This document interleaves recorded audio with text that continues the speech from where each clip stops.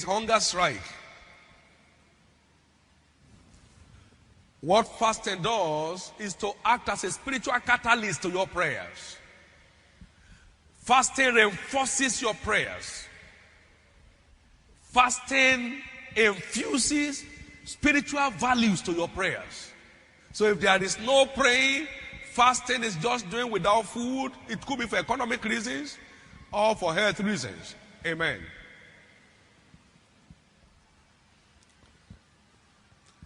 Jesus said, this kind goeth not out but by prayer and fasting. Matthew 17 and verse 21. This kind. I don't know what kind you are confronted with. It's just to take your breakfast and lunch for 3 days. And then you are out of it for life. Maybe to take your breakfast, your lunch, and your supper for 7 days. And you are eternally free. Why must you remain in bondage the next 50 years when only 7 days can liberate you eternally? When they say Esau sold his birthright for pottage, you say, "Aye, he must be a stupid man." He must be a stupid man. Fasting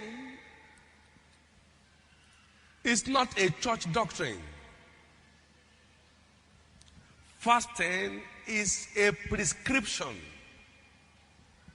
for triumphant living. Because certain things that confront you and me will not just answer to faith and prayers. It will require fasting to bow. This kind. He said, why could we not cast him out? He said, because of your unbelief. Verse 20 of that Matthew chapter 17. However, this kind will demand from you more than faith. It will require you fasting and praying to reinforce your faith for effect. This kind goeth not out but by prayers and by fastings. We have 7 days more, 6 days more, and this month is over. I don't know what kind is still tormenting your life, molesting your destiny. You can deal with it. 3 days is enough to rewrite your story.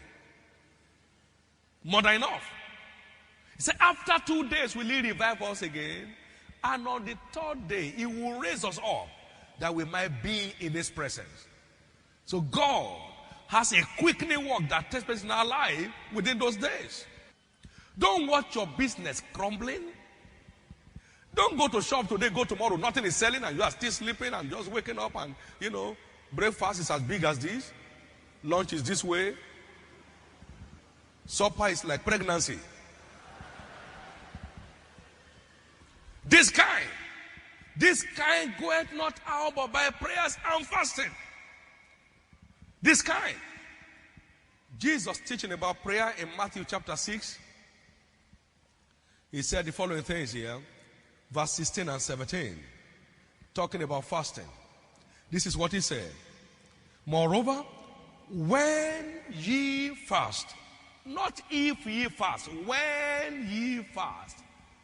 That is, schedules will arise in your life that would demand that you fast.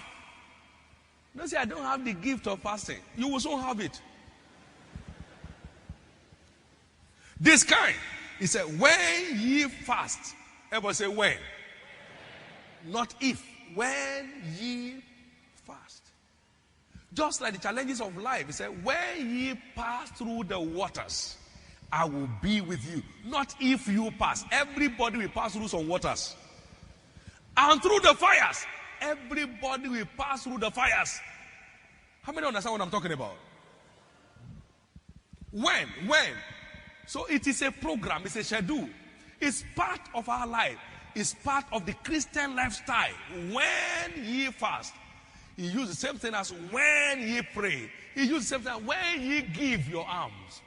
So those are all scheduled programs of the Christian life. When ye fast, when ye fast, when ye fast. You ask my wife and it will let you know that the ministry you see today didn't come out of making noise on the dining table.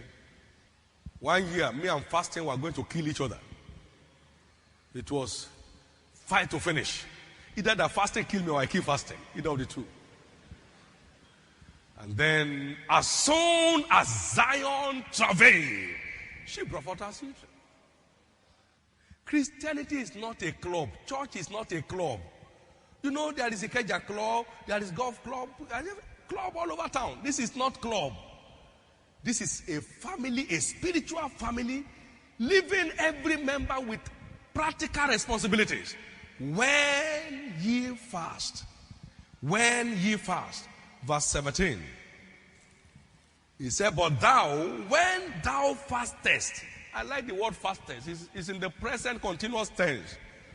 When thou fastest, you'll be fasting on.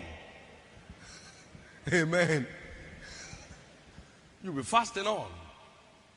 There are a few weeks you can separate from my life since Jesus called me when I didn't have a fasting. And you know when you fast for that long, God too is not a wicked God, isn't it? He will hear you. Because I don't know what will fight me tomorrow, so I have to brace up today. When ye fast, even the Pharisees that don't know God, they were doing it twice a week. They asked you to do once a week and then you just felt, what kind of challenge is this? And when doctor tell you don't eat today, tomorrow, and next tomorrow, doctor, he's not born again. He gives you order. If you eat between now and next 3 days, you will die. Say, thank you very much. You even thank him, I'm paying for it. And when pastors say we are fasting on Wednesday, say, I have to think about it. When ye fast. In Isaiah 58 verse 6, is this not the fast that I have chosen? Fasting is a divine prescription for the delivery of our desires. Is this not the fast that I have chosen? God has prescribed fasting to enforce the delivery of our inheritance. So it's part of our life. We must program for it. It must be part of the way we live. This is very important.